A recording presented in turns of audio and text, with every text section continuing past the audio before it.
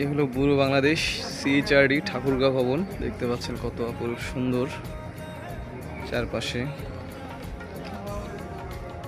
বড় বড় বিল্ডিং, বিশাল বিশাল এরিয়া জুড়ে একটা অফিস, একটি ভবন দেখতে পাচ্ছেন কত সুন্দর।